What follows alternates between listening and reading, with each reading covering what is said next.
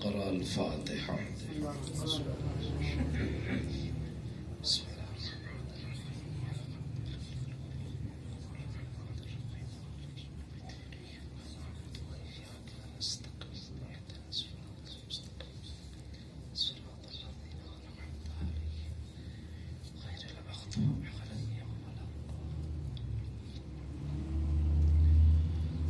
حضرات ایک مرتبہ سورہ الحمد اور 3 مرتبہ سورہ توحید کی تلاوت فرما کر جناب سید مظہر حسین ابن عابد حسین مرحوم اور سیدہ کلثوم بی بی بنت منور حسین مرحوم کی روح کو ایصال فرمائیں.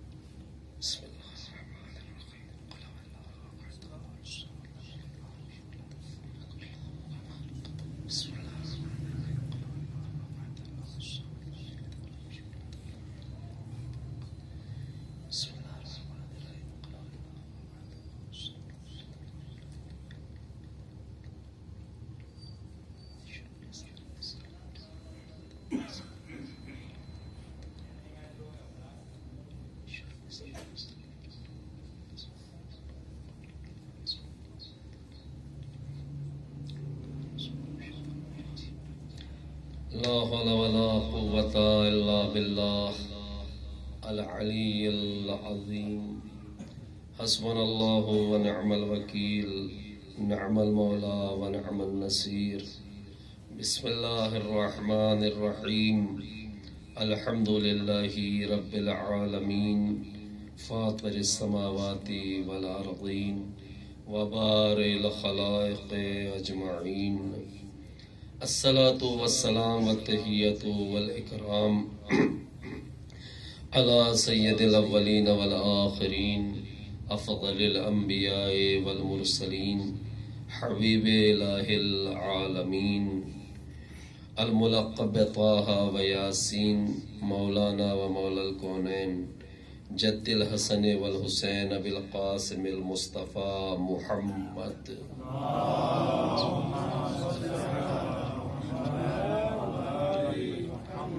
وعلى أهل بيته الطيبين الطاهرين المعصومين الذين أذهب الله عنهم الرجس وطهرهم تطهيرا.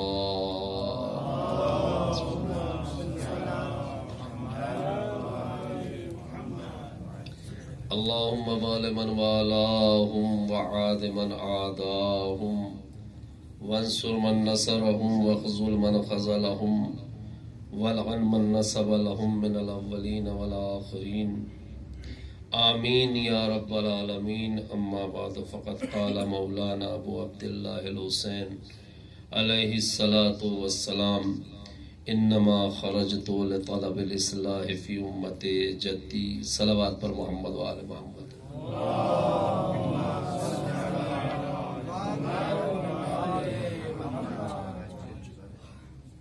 عزیزان گرامی، مجلس اعزاء کی مناسبت آپ حضرات پہ واضح ہے، لیکن ہماری تمام مناسبتوں میں بڑی مناسبت سرکار سید الشہداء حضرت امام حسین علیہ السلام کا غم ہے، اور جتنی بھی ایصال ثواب سے متعلق ہماری یادیں ہوتی ہیں وہ سب کی سب ذکر اہل بیت پہ جا کے منتہی ہوتی ہیں، اور یہی ذکر ایصال ثواب کا بہترین ذریعہ ہے.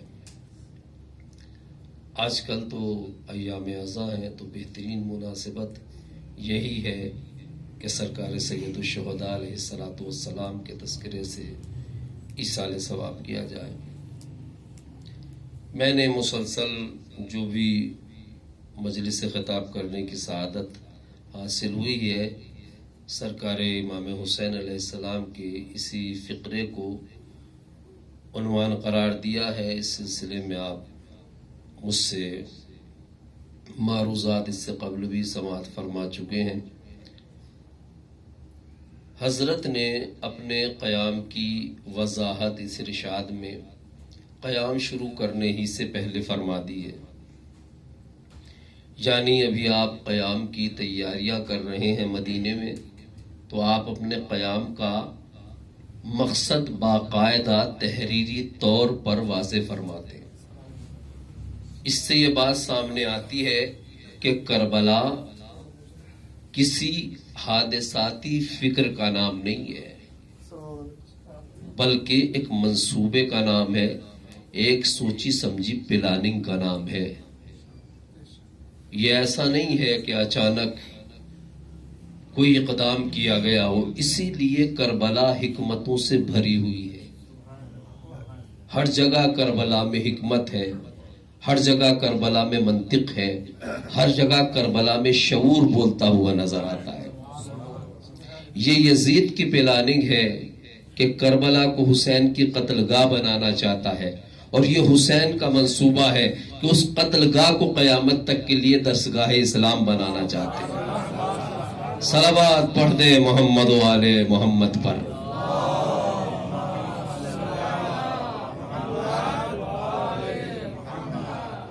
اور حسین آج اپنے منصوبے میں کامیاب ہیں، چونکہ ان کا منصوبہ حق کا منصوبہ ہے، الہی منصوبہ ہے۔ اب کوئی کربلا کو قتل گاہ کے نام سے نہیں جانتا، درسگاہ کے نام سے جانتا ہے۔ کربلا کو کوئی کربلا کے نام سے نہیں پہچانتا۔ حسین نے کربلا کو اتنا محترم بنا دیا ہے کہ اب کوئی کربلا کو کربلا نہیں کہتا، بلکہ کربلا معلیٰ کہہ کے یاد کرتا ہے۔ یہ کربلا کی فضیلت ہے۔ حسین نے کربلا کو اتنا آفاقی بنایا ہے کہ آج کربلا مکان کے اعتبار سے جغرافیے میں محدود ہوتے ہوئے بھی جغرافیے میں محدود نہیں ہے۔ آج ہر مقام پہ کربلا ہے، آج ہر دل میں کربلا ہے، آج ہر جگہ کربلا پائی جاتی ہے۔ آج یہ کربلا کی آفاقیت آج بھی نمایاں ہے۔ حسین نے کتنا عظیم منصوبہ، جو الہی منصوبہ ہے، کتنا سوچ سمجھ کے تیار کیا ہے۔ فقط عراق کے جغرافیے میں کربلا محدود نہیں ہے، حسین نے آج ہر دل میں کربلا بنا دی ہے۔ جہاں بھی انسانیت پائی جاتی ہے وہاں کربلا کا وجود پایا جاتا ہے۔ یہ امام حسین علیہ السلام کی پلاننگ ہے۔ لیکن صرف اتنا ہی نہیں کہ ہم اس پہ غور کریں، خوش ہو جائیں، ہمارے مولا نے کتنا عمیق کارنامہ انجام دیا ہے کربلا تعمیر کر کے، نہیں، ہمیں اس سے درس لینا چاہیے، چونکہ ہم سب خط حسینی کے مسافر اور مبلغ ہیں، لہٰذا ہمارے منصوبوں میں بھی حسینی شعور ہونا چاہیے، حسینی فکر ہونا چاہیے۔ ہمیں بھی حسینی حکمت کو بروئے کار لانا چاہیے، اسی شعور کو ہماری تبلیغ میں جلوہ گر ہونا چاہیے۔ امام مظلوم نے عظیم کارنامہ انجام دیا ہے۔ کربلا بظاہر حادثات سے بھری ہوئی ایک وادی کا نام ہے، لیکن ان حادثات میں ہدایت کا رنگ بھرا ہوا ہے، حکمت و شعور کا رنگ بھرا ہوا ہے۔ کوئی اقدام ایسا نہیں ہے جو حکمت سے خالی ہو، شعور سے خالی ہو، جس میں فکر اسلامی اور الہی موجود نہ ہو۔ یہ حسین کا کارنامہ ہے۔ جو اقدام بھی حسین نے کیا ہے تعلیمات الہی کے سائے میں کیا ہے، جس سے حکمت کے چشمے پھوٹتے ہوئے دکھائی دیتے ہیں۔ مولا چلنا چاہتے ہیں مدینے سے، اپنے وصیت نامے کے طور پہ قیام کا مقصد باقاعدہ واضح کرتے ہیں۔ قیام سے پہلے مقصد قیام کی وضاحت یہ بہت بڑی حکمت رکھتی ہے، چونکہ صاحب قیام نے اپنے قیام کا مقصد واضح الفاظ میں بلکہ تحریری شکل میں تاریخ کے حوالے کر دیا ہے۔ اب کسی بھی منصف مزاج انسان کو یہ حق نہیں ہے کہ حسین کے مقصد سے ہٹ کے ان کے قیام کا مقصد بیان کرے۔ کتنی بڑی بے انصافی ہے فرزند رسول کے ساتھ کہ امت رسول میں ایسے لوگ پیدا ہو گئے جو امام کے مقصد سے ہٹ کے مقصد قیام حسین معین کر کے یہ کہتے ہیں کہ کربلا دو شہزادوں کی جنگ کا نام ہے۔ یہ حق آپ کو کس نے دیا ہے؟ اگر امام نے اپنے قیام کا مقصد بیان نہ فرمایا ہوتا تب تو سوچنے کی ضرورت ہو سکتی تھی کہ یہ مقصد بھی ہو سکتا ہے، وہ مقصد بھی ہو سکتا ہے، بہت سی فکریں سامنے آ سکتی تھی، لیکن صاحب قیام حکیم الہی ہے، وقت کا امام ہے، نمائندہ الہی، قیام بعد میں شروع کرتا ہے، مقصد قیام پہلے بتاتا ہے۔ سوچا سمجھا منصوبہ ہے، الہی منصوبہ ہے، کسی کو بولنے کا حق نہیں ہے، کسی کو یہ کہنے کا حق نہیں ہے، حسین کے مقصد قیام سے ہٹ کے کسی کو زبان کھولنے کا حق نہیں ہے کہ وہ یہ کہے حسین کے قیام کا مقصد یہ ہے۔ وہی مقصد ہے جو صاحب قیام نے بتایا ہے، واضح کیا، اور خود الفاظ میں بڑی بلاغت ہے، انما خرجت لطلب الاصلاح۔ میں تمام مطالب کو پیش کرنا نہیں چاہتا، وصیت نامہ لکھنے کی تعلیم بھی حسین نے دی ہے کہ جب وصیت نامہ لکھو تو کس طرح سے لکھا جاتا ہے۔ وصیت نامہ یہاں سے شروع نہیں ہوتا، اشہد ان لا الہ الا اللہ، اسلام کے بنیادی تعلیمات سے وصیت نامہ شروع ہوتا ہے۔ چونکہ زمانہ بہت برا ہے، جس زمانے میں معاذ اللہ امیر المومنین پہ الزام کفر لگایا جا سکتا ہے، اس زمانے میں کیا نہیں ہو سکتا۔ حسین اپنے عقائد کی وضاحت تحریری طور پہ کر رہے ہیں۔ حیرت ہوتی ہے جب مولا کے وصیت نامے کو پڑھتے ہیں۔ میں گواہی دیتا ہوں کہ اللہ کے علاوہ کوئی اللہ نہیں، میں گواہی دیتا ہوں محمد اللہ کے عبد اور ان کے رسول ہے، تحریری طور پہ مولا ثبت کر رہے ہیں۔ چونکہ زمانہ بہت زیادہ پرآشوب ہے، جعلی حدیث کی فیکٹری کھلی ہوئی ہے، الزام لگانے سے امت نہیں ڈرتی، کسی کو کچھ بھی کہا جا سکتا ہے۔ اسی قیام میں حسین کے لیے وہ باتیں کہی گئی ہے جو عام مسلمان کو ہم نہیں کہہ سکتے۔ جب سرکار سید الشہداء نماز کی مہلت طلب کرتے ہیں تو کہا جاتا ہے نماز پڑھ کے کیا کرو گے، تمہاری تو نماز ہی قبول نہیں۔ امت کہاں پہنچ چکی ہے؟ بظاہر مدینے والوں کو ایسا نہیں لگ رہا تھا جب مولا دعوت قیام دے رہے تھے، یزید کے خلاف اٹھ رہے تھے، وہ تو یہ سمجھ رہے تھے کہ سب کچھ تو ٹھیک ہے، اذانیں بھی ہو رہی ہیں، نماز بھی ہو رہی ہے، لا الہ الا اللہ محمد الرسول اللہ اپنی جگہ پہ، قال اللہ قال رسول اللہ کہنے میں کوئی زحمت نہیں ہے۔ حج پہ بھی بہت سے لوگ آئے ہوئے تھے، لیکن حسین جانتے تھے، میں نے اس سے پہلے بھی کہا تھا کہ جو ہادی اور رہنما ہوتے ہیں، قوم کے لیڈر ہوتے ہیں، قوم کے رہنما ہوتے ہیں، انہیں قوم کے ظواہر تک محدود نہیں رہنا چاہیے، بلکہ حقائق پہ نظر رکھنی چاہیے۔ مدینے سے کون نکلا؟ فقط آل ابو طالب نے حسین کا ساتھ دیا۔ تو مولا نے اپنا وصیت نامہ باقاعدہ تحریری شکل میں اشہد ان لا الہ الا اللہ ضبط و ضبط فرمایا۔ انما خرجت لطلب الاصلاح فی امت جدی۔ آپ اہل علم ہیں تو بات کہہ دیتا ہوں، آپ تک پہنچ بھی جائے گی اور کسی جگہ تو بہرحال شاید نہ پہنچے۔ انما خرجت لاصلاح امت جدی مولا نے نہیں فرمایا، انما خرجت لطلب الاصلاح۔ یہ مقام فکر ہے، اس پہ غور کرنا چاہیے۔ طلب کے معنی آپ جانتے ہیں، تلاش، جستجو، چاہنا۔ کیوں ایسا ہے؟ طلب کی لفظ کیوں ہے؟ چونکہ اصلاح ایک طرف کا معاملہ نہیں ہے، اصلاح دو طرفہ ہوتی ہے۔ اپنی اصلاح کرنا ہو تو فقط مجھ سے متعلق ہے، یا دوسرے کی اصلاح کرنی ہے تو دو طرفہ ہے۔ یعنی اصلاح کرنا چاہتے ہیں ہم، سامنے والا اصلاح کو قبول کرے یا نہ کرے یہ اس کے اختیار کی بات ہے۔ امام حسین مصلح الہی ہے، مصلح دین ہے، مولا بھی احتیاط سے کہہ رہے ہیں میں امت میں اصلاح کرنا چاہتا ہوں۔ یہ نہیں ہے کہ 70% کامیابی مل جائے، اگرچہ ملے گی، لیکن لفظ ایسے استعمال کیے گویا ہمیں درس دینا چاہتے ہیں کہ دینی کام، عقلی کام، حکمتی کام، مذہبی کام یا کوئی ایسا کام جو معاشرے میں کرنا ضروری و مفید ہو، تم کرو، پوری کوشش کرو، لیکن اگر نتیجہ 70% برآمد نہ ہو تو مایوس ہونے کی ضرورت نہیں ہے۔ تمہیں کوشش کرنا چاہیے، فریضے پہ عمل کرنا تمہارا کام ہے، نتیجہ اللہ کے ہاتھ ہے۔ لطلب الاصلاح فی امت جدی، میں چاہتا ہوں کہ اصلاح کروں. مولا تو چاہتے ہیں پوری بشریت کی اصلاح ہو جائے، لیکن ایک طرفہ مسئلہ نہیں ہے. جن کی اصلاح کرنا ہے ان کے اوپر بھی تو بات ہے نا. بزم رسول میں رسول اللہ سب کی اصلاح کرنا چاہتے تھے، سب کو چاہتے تھے کہ وہ سلمان بنے، ابو ذر بنے، قمبر بنے، سب نہیں بن سکے. چونکہ مسئلہ یک طرفہ نہیں ہے. مسئلے جب اصلاح کرنا چاہتا ہے تو سامنے والا صالح بننے کے لیے تیار ہو، یہ ضروری ہے.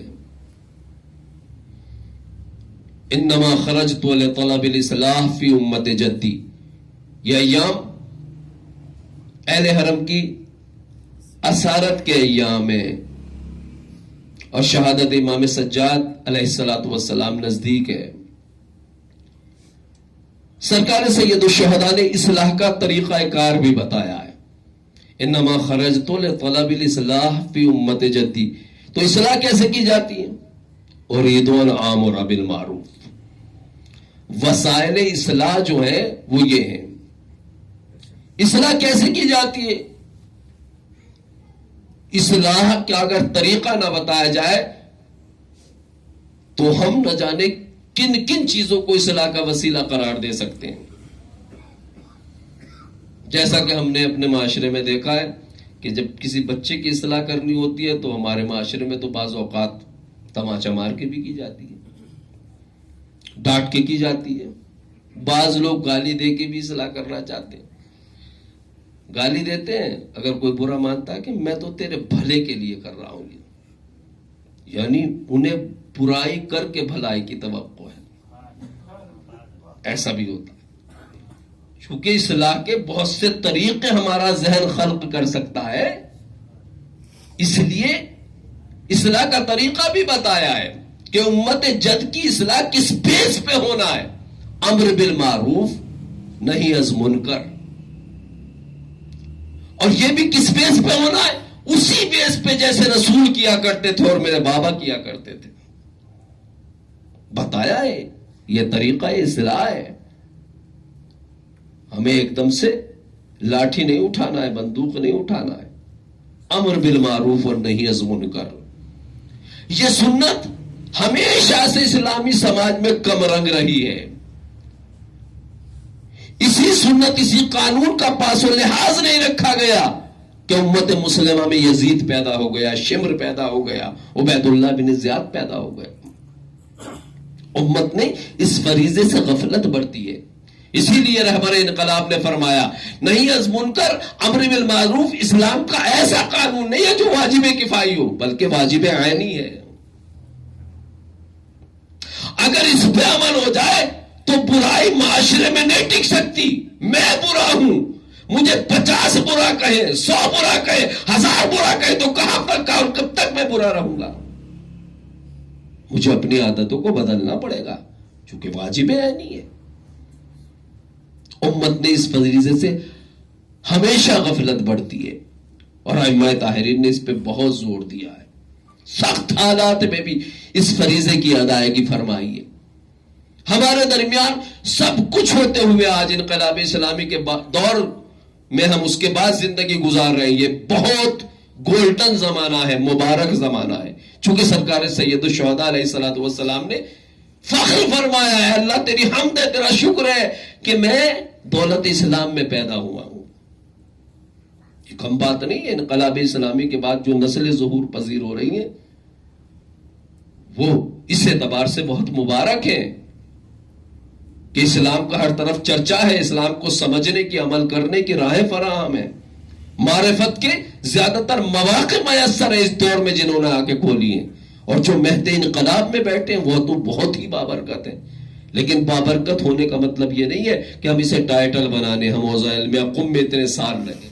نہیں، اسلام جسے شرف زیادہ دیتا ہے اسے ذمہ داری بھی زیادہ دیتا ہے، اور جس کی ذمہ داری زیادہ ہوتی ہے اس سے باز فرض بھی اللہ کے یہاں زیادہ ہوتی ہے. بہت اہم فریضہ ہے. کتنا اہم ہے؟ مولا کائنات نہج البلاغہ میں اس سے متعلق فرماتے ہیں کہ تمام نیکیاں तमाम की तमाम नेकियां अम्र बिल मारूफ और नही अज़ मुनकर के मुकाबले में कतरे की हैसियत रखती हैं। ये खुद समंदर और दरिया है, इसके मुकाबले में तमाम नेकियां कतरे की हैसियत रखती है, और कतरे की कोई औकात नहीं होती जब तक कि वो दरिया से न मिले। क्यों ऐसा है?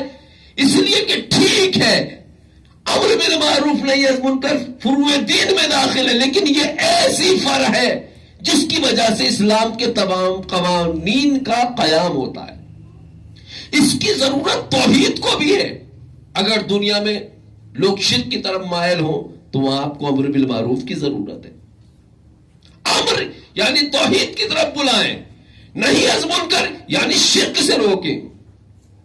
इसकी इस फर्क की जरूरत हर जगह है। इतनी बड़ी फजीलत किसी अमल की मेरी नजर से नहीं गुजरी कि सारी नेकियां इसके मुकाबले में कतरे की हैसियत रखती है, ये समंदर की हैसियत रखता है। तो काम बेहल फराइज, क्योंकि तमाम फरीजे इसी की वजह से कायम होते हैं, ये इसकी अजमत है। लिहाजा इमाम ताहिरीन ने इसे कहीं फरामोश नहीं किया, और यह बाकायदा सैयद शुहदा अलैहिस्सलातु वस्सलाम के कयाम में पूरी तरह से नुमाया। जहां भी आप देखेंगे यह मौजे मारता हुआ नजर आता है, यह फरीजा। इसके बाद जो बहुत खौफजदा माहौल है वो असीराने करबला के लिए पेश आता है। कयामत का वाकया हो गया, लेकिन यह फरीजा फरामोश नहीं होता, यह फरीजा फरामोश नहीं होता। इमाम सज्जाद अलैहिस्सलातु वस्सलाम ने उसी तरह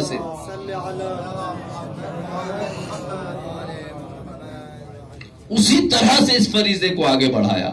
आप कूफे में करबला का पूरा वाकया देख चुके हैं, लेकिन अहदाफ करबला आपके मद्देनजर है। कूफे वालों को शदीद जरूरत है अम्र बिल मारूफ व नही अज़ मुनकर की।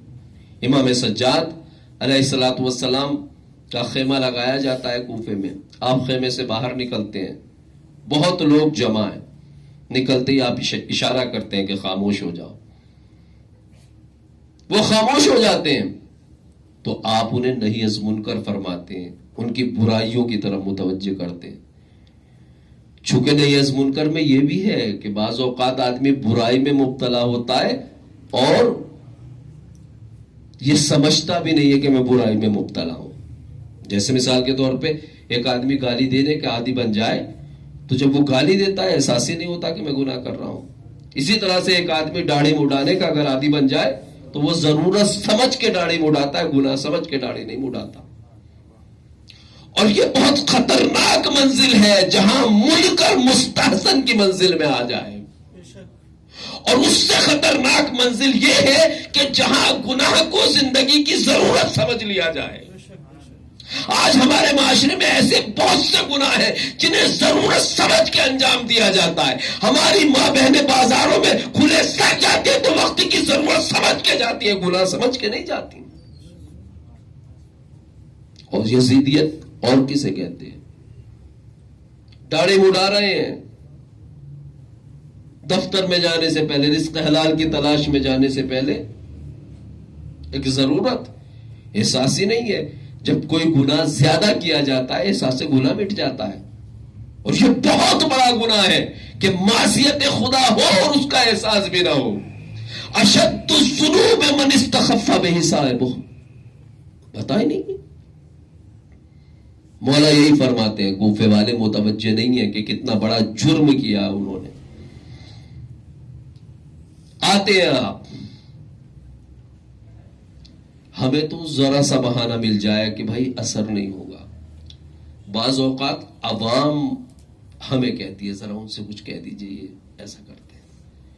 हम अपना इज्तिहाद करते हैं कि हमारी बात का शायद असर ना हो। और भी बहुत सी बातें मसलियातें होती हैं हमारे मद्देनजर तो जो अवाम नहीं देखती।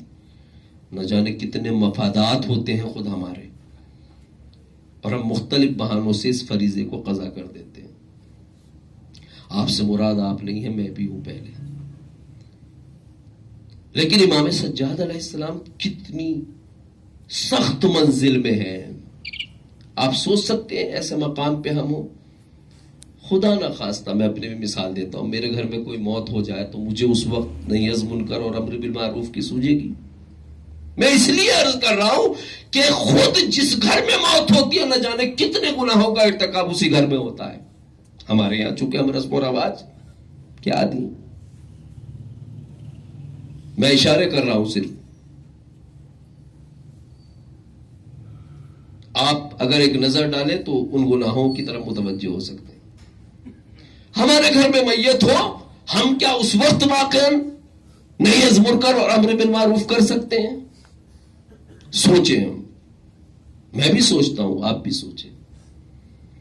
اور آپ کو برا نہیں لگنا چاہیے. میرے خیال سے یہی گفتگو ہونی چاہیے ہمارے درمیان. برادرانہ گفتگو ہے، باہمی گفتگو ہے، آپس کی گفتگو ہے. انتقامی کارروائی تو نہیں ہے نا؟ صلوات پڑھیں محمد وآل محمد.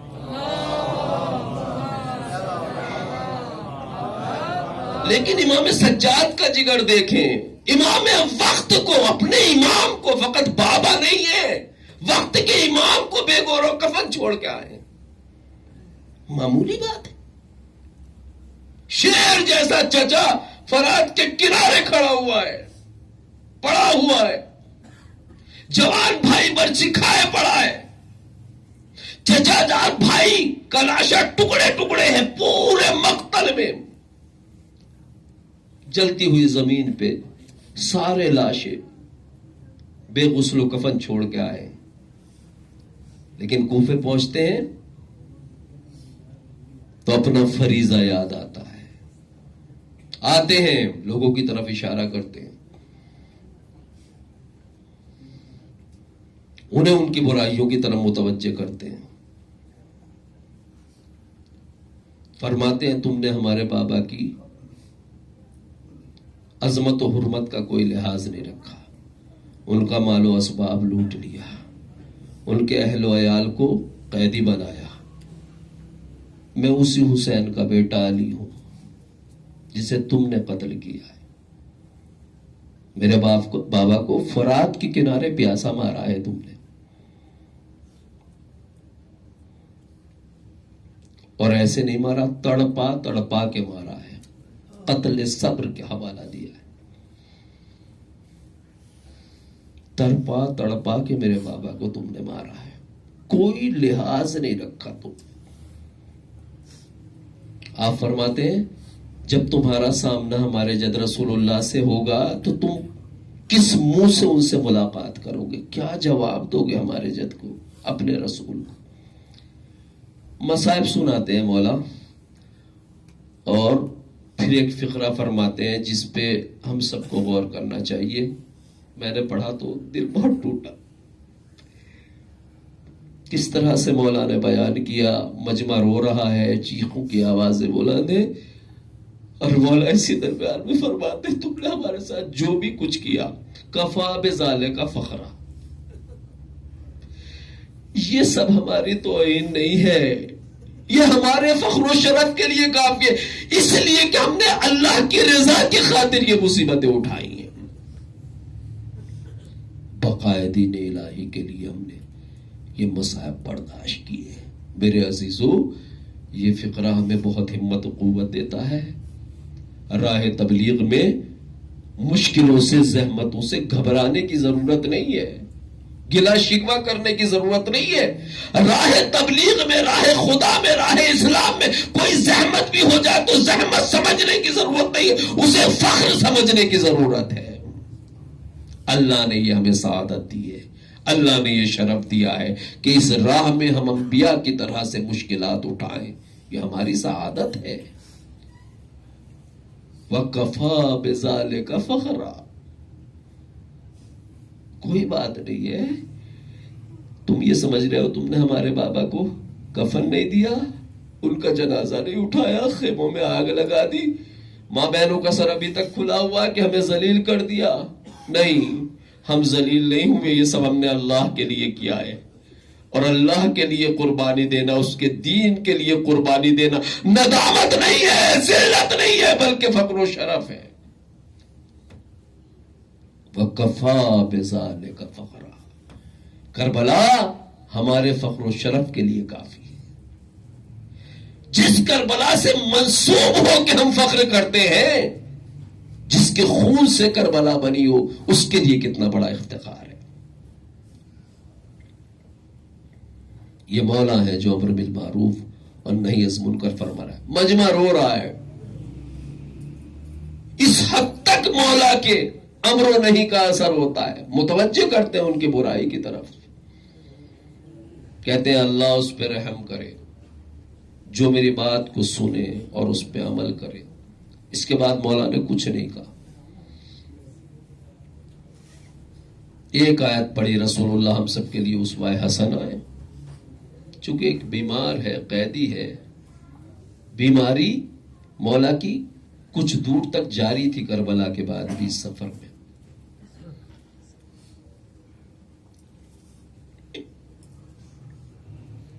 اونٹ پہ بٹھایا گیا تھا،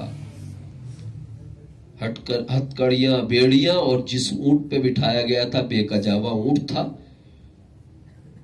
آیت اللہ جوادی آمولی نے بھی لکھا ہے، اس لیے مجھے اس پہ بہت زیادہ اطمینان ہوا کہ ہاتھ پس گردن سے بندھے ہوئے تھے اور پیر بھی دونوں جکڑ دیے گئے تھے ملا کے. اس عالم میں مولا، اور پنڈلیوں سے مسلسل خون بہ رہا تھا. اس عالم میں مولا نے کوفے میں امر نہیں کیا. یہ فریضہ اتنا ہے، میں اہداف کربلا میں سے ہے. کوفے کے لوگ تو مولا علی علیہ الصلوۃ والسلام کو پہچانتے تھے، تب انہوں نے اولاد علی پہ اتنا ظلم کیا ہے. شام کے لوگ تو پہچانتے بھی نہیں تھے. وہ کس منزل میں ہوں گے؟ لیکن سرکار نے وہاں بھی نہیں از منکر فرمایا ہے.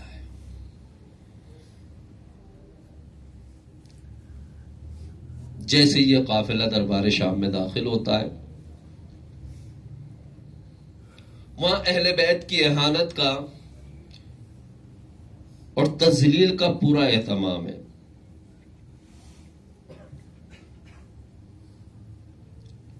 صرف عراق کے نہیں بلکہ باہر ملکوں کے سفراء کو دعوت دی گئی ہے. اہل بیت کی حاضری نہیں ہے دربار میں، جشن فتح منایا جا رہا ہے. ایسے میں اہل بیت داخل ہوتے ہیں، سرکار سید سجاد دربار میں قدم رکھتے ہیں. ایک خطیب، زر خرید خطیب کو حکم دیا جاتا ہے کہ وہ منبر پہ آئے اور جتنا بھی اہل بیت کی اہانت کر سکتا ہے کرے. بڑی بات ہے.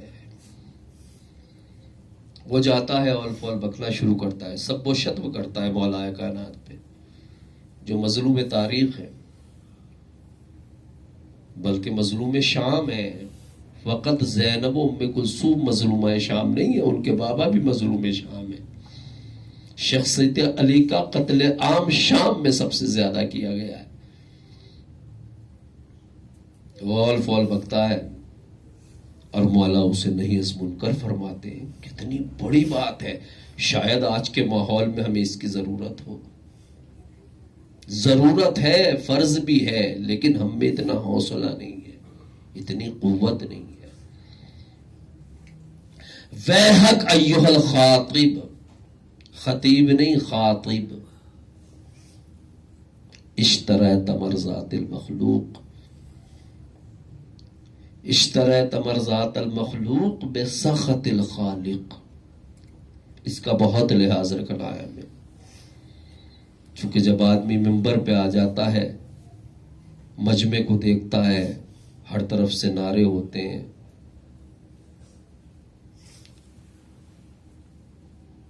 ہر طرف سے مقبولیت اور شہرت کا ماحول فراہم ہوتا ہے. ایسے میں اپنے کو کنٹرول کرنا، فقط رضا الہی کے لیے گفتگو کرنا بڑا مشکل کا.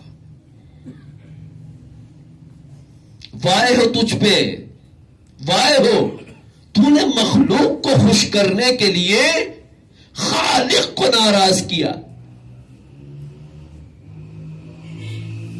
کیا مطلب ہے؟ مولا یہ کہہ سکتے تھے یزید کو خوش کرنے کے لیے تو نے ہماری مذمت کی ہے. نہیں، کلی انداز میں فرمایا ہے. کبھی بھی کسی کو بھی مخلوق کو خوش کرنے کے لیے اللہ کو ناراض نہیں کرنا چاہیے. یہ اللہ کی بارگاہ میں بہت بڑی جسارت ہے. لیسا کمثلہ شیء، کائنات میں کوئی بھی اللہ کے جیسا نہیں ہو سکتا. وہ لا شریک اللہ ہے، لہذا اس کی بہت بڑی حد حرمت ہے کہ اسے چھوڑ کے ہم مخلوق کی رضا کی فکر کریں. یہ اللہ کی توہین ہے، اہانت ہے. وَيْحَكَ أَيُّهَا الْخَاطِبُ، تو نے یہ کیا کیا ہے؟ کیسی جگہ پہ نہیں عزم کرے، کیسا ماحول ہے. ماں بہنوں کا سر کھلا ہوا ہے. یزید کا ظلم، اس کی سنگ دلی کو جانتے ہیں آپ، لیکن ایسے ماحول میں بھی نہیں عزم کر. چونکہ جانتے ہیں بابا نے کہا تھا انما خرجت لطلب الاصلاح فی امت جدی اريد ان آمر بالمعروف وانہی عن المنکر.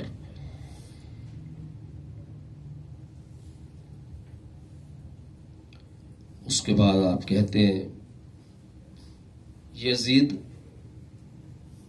کیا مجھے اجازت ہے کہ میں بھی ان لکڑیوں پہ جا کے، مولا کے کلام میں بہت دقت کی ضرورت ہے، میں اس طرح سے بیان نہیں کر سکتا ہے. آپ اہل علم، اہل نظر ہیں، مجھ سے بہتر ہیں، صاحبان فکر ہیں، آپ غور فرمائیں گے. ان لکڑیوں پہ جا کے میں وہ گفتگو کروں جس میں اللہ کی رضا و خوشنودی اور سننے والوں کے لیے اجر و ثواب ہو. معیار گفتگو مولا ہمارے ہاتھ میں دے رہے ہیں. جب بھی منبر پہ جا کے گفتگو کرو تو وہ گفتگو کرو جس میں اللہ اور رسول کی رضا و خوشنودی پائی جاتی ہو. چونکہ سننے والوں کو اجر و ثواب اسی سے حاصل ہوگا جو گفتگو اللہ کی رضا پہ مشتمل ہوگی. اگر ہم نے یہ ارادہ کر لیا کہ مخلوق کو خوش کرنا ہے تو نہ پڑھنے والے کو اجر و ثواب ہوگا، نہ سننے والوں کو اجر و ثواب ہوگا. مولا نے فرمایا مجھے اجازت ہے کہ ان لکڑیوں پہ جا کے میں وہ گفتگو کروں جس میں اللہ کی رضا پائی جاتی ہے اور سننے والوں کے لیے اجر و ثواب پایا جاتا ہے. ورضوان من اللہ اکبر. یزید کے دربار میں اسی شکل کا منبر ہے جیسا مسجد کوفہ میں ویسے ہی شکل کا منبر تھا، جیسا مسجد نبوی میں تھا، مسجد الحرام میں تھا. لیکن مولا نے اسے منبر سے تعبیر نہیں فرمایا. شکل و صورت سے دھوکہ نہیں کھانا چاہیے، حقیقت پہ نظر رکھنی چاہیے. عنوان سے کچھ نہیں ہوتا. اگر حقیقت میں تبدیلی ہے تو عنوان کارآمد ثابت نہیں ہوتا. چونکہ آپ نے بتا دیا منبر جس کام کے لیے بنا ہے اگر اس کے لیے استعمال نہ ہو تو منبر نہیں رہتا بلکہ لکڑیوں کے ڈھانچے میں تبدیل ہو جاتا ہے. اور یہ منبر کی بات نہیں ہے، مسجد بھی اگر مسجد کی نیت سے نہ بنائی جائے، فقط شکل مسجد کی صورت میں بنائی جائے تو مسجد میں مسجد نہیں رہتی. اسی لیے منافقین نے جو مسجد بنائی تھی شکل و صورت میں مسجد تھی، لیکن قرآن نے اسے مسجد حقیقی نہیں بلکہ مسجد زرار قرار دیا ہے اور اس کے انہدام کا حکم دیا ہے. لہذا ہمیں ظاہری عناوین سے دھوکہ نہیں کھانا چاہیے، حقیقت پہ نظر رکھنی چاہیے، ورنہ ظاہری عناوین سے ہمیں کہیں بھی استعمال کیا جا سکتا ہے. اللہ المواقع سے ہمیں محفوظ رکھے. تو آپ نے انہیں اس منبر کو لکڑیوں سے تعبیر فرمایا اور پھر اپنا جو تعارف کرایا اس میں امر بالمعروف اور نہی عن منکر بھی ہے. پوری کربلا آباد ہے. جو مجھے جانتا ہے وہ جانتا ہے، جو نہیں جانتا وہ پہچان لے. جو کوفے والا انداز ہے وہ یہاں نہیں ہے. انا ابن مکہ و منا، انا ابن زمزم و صفا. کون نہیں پہچانتا مکے کو، کون نہیں جانتا منا کو، کون نہیں جانتا زمزم کو، کون نہیں جانتا صفا کو. کہا ہم اس کے بیٹے ہیں. آیت اللہ جوادی آبولی فرماتے ہیں مقصد یہ ہے کہ دیکھو ہمیں پہچانو، اگر ہماری قربانیاں نہ ہوتی تو مکہ مکہ نہ رہتا، ہماری قربانیاں نہ ہوتی تو مینا کا وہ وقار نہ ہوتا، ایک عام میدان میں تبدیل ہو جاتی. یعنی کربلا کے بعد مکہ یعنی حسین ابن علی، کعبہ یعنی حسین ابن علی، مشعر یعنی حسین ابن علی، مینا یعنی حسین ابن علی. ہمیں پہچانو ہم کون ہیں. مسلسل مولا کا خطبہ. میں عرض یہ کرنا چاہتا تھا اپنے نفس کے لیے، آپ کے لیے بھی، ایسے سنگین حالات میں بھی مولا امر بالمعروف فرماتے ہیں، نہیں از منکر فرماتے ہیں. اور ایسا پورے سفر میں ہوا ہے. یہ جرأت، یہ ہمت، یہ سب اس لیے نہیں ہے کہ ہم مجلسوں میں پڑھ دیں یا سن لیں. ائمہ کی سیرت ہمارے لیے آئیڈیل ہے، واجب الاتباع ہے. یہ شام کا منظر ہے. اس کے بعد اہل بیت طاہرین کو زندان میں منتقل کر دیا جاتا ہے، خرابہ شام جسے کہا جاتا ہے. ذاکرین بیان کرتے ہیں دن کی دھوپ پڑتی تھی اہل بیت پہ اور رات کی اوس پڑا کرتی تھی. اور یہ بھی بیان کرتے ہیں کہ جب شام اور عصر کا وقت ہوتا تھا تو حسین کی 4 سالہ بچی فضا میں غور کرتی تھی. اسے چھوٹے چھوٹے پرندے نظر آتے تھے تو ان پرندوں کو دیکھ کے پوچھا کرتی تھی پھوپھی اماں میں روز دیکھتی ہوں یہ پرندے کہاں جا رہے ہیں. زینب بچی کے نفسیات کو سمجھتی تھی، سر جھکا لیتی تھی. سکینہ پھر کہتی تھی پھوپھی اماں بتائیے یہ پرندے روز کہاں جاتے ہیں. دل کو پکڑ کے کہتی تھی بی بی یہ اپنے اپنے آشیانوں کو جاتے، جب شام ہو جاتی ہے تو یہ اپنے اپنے گھروں کی طرف جاتے. بچی حضرت سے کہتے پھوپھی اماں وہ دن کب آئے گا جب ہم بھی اپنے وطن جائیں گے. قید خانہ شام میں ایک مصیبت نہیں تھی، طرح طرح کی مصیبتیں بے شکتی تھی. دل خراش مصائب کا سامنا تھا اہل بیت طاہرین کو. شب جمعہ آئی تو کیا دیکھا، کھانا چلا آ رہا ہے. دل دھڑکنے لگتا ہے کہیں یہ صدقے کا کھانا نہ ہو. سوال ہوتا ہے ٹھیک ہے بچے بھوکے ہیں، بیویاں بھوکی ہیں، بیوی یہ کیسا کھانا ہے، صدقہ ہم لوگ نہیں کھاتے.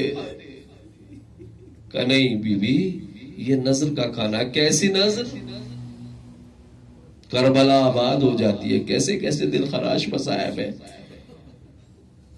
نذر کا کھانا لانے والی خاتون بیان کرتی ہے میں بچپن میں مریض ہوئی، طبیبوں نے لا علاج قرار دے دیا. کسی نے کہا مدینے میں ایک رسول رہتا ہے،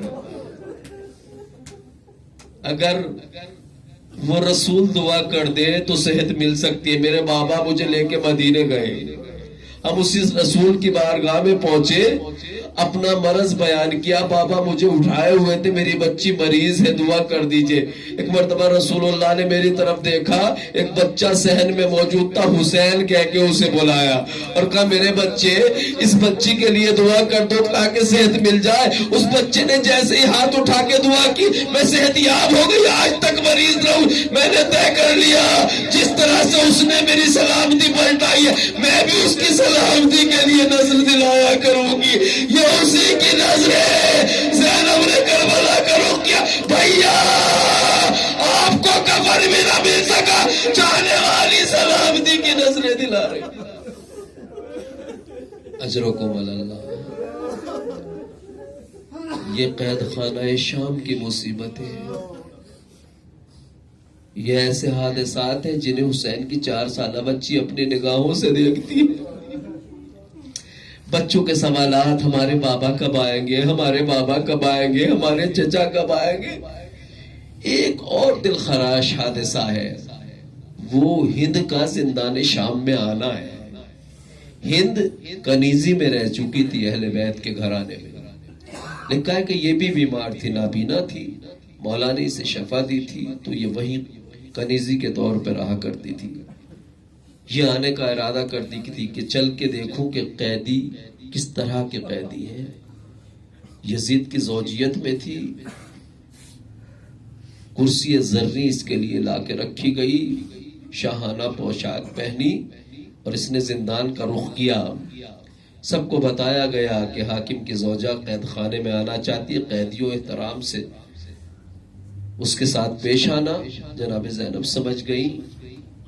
میر انیس یا مرزا دبیر نے اس کی کیفیت بھی نقل کی. قید خانے میں تلاتم ہے کہ ہند آتی ہے، دختر فاطمہ غیرت سے مری جاتی ہے، بدحواسی میں ہر ایک آن وہ چلاتی ہے.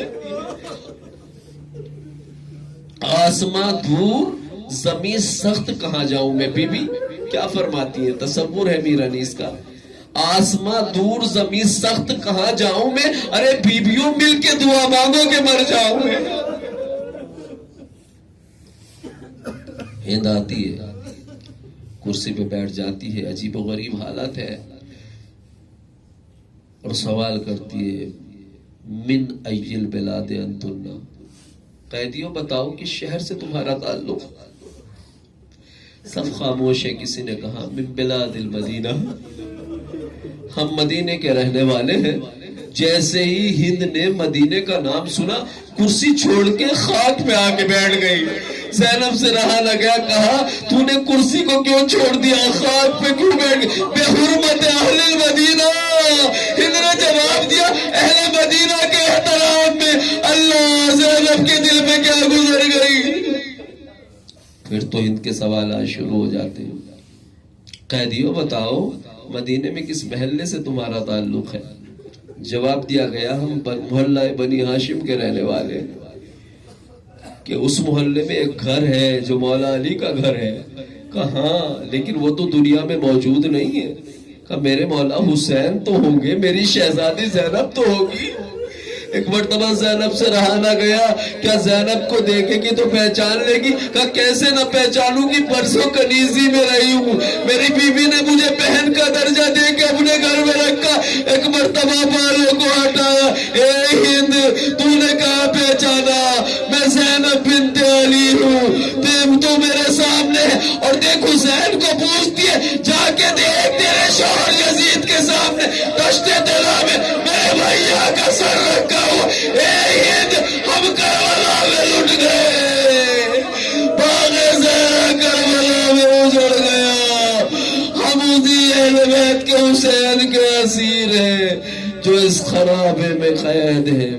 انا للہ و انا الیہ راجعون. الا لعنت اللہ علی. پروردگار ہمارے اس مختصر سے توسل کو اپنے فضل و کرم سے بعنوان عبادت اپنی بارگاہ میں قبول فرما. اس کا زیادہ سے زیادہ ثواب قرار دینے کے بعد مرحومین کی روح کو ایصال فرما. بالخصوص برادر ایمانی سید مہدی رضا رضوی کے والدین کی روح کو ایصال فرما. پروردگار انہیں آج ہی اہل بیت طاہرین کی زیارت و شفاعت سے مشرف فرما. پروردگار بھقت حسین مظلوم علیہ السلام، حق امام سجاد علیہ السلام ہم سب کی مغفرت فرما، ہمارے والدین کی مغفرت فرما، جملہ مومنین و مومنات مسلمین مسلمات کی مغفرت فرما. اے اللہ کربلا والوں کا واسطہ، سیران کربلا کا واسطہ، ہم سب کے اور تمام شیعوں کے دین ایمان جان مال عزت آبرو اور اولاد کی حفاظت فرما. پروردگار مظلومیت حسین کا واسطہ، فرزند حسین حضرت امام زمان علیہ السلام کے ظہور مبارک میں تعجیل فرما، تعجیل فرما، تعجیل فرما. ہم سب کو مولا کے سچے ناصر اور غلاموں میں شمار فرما.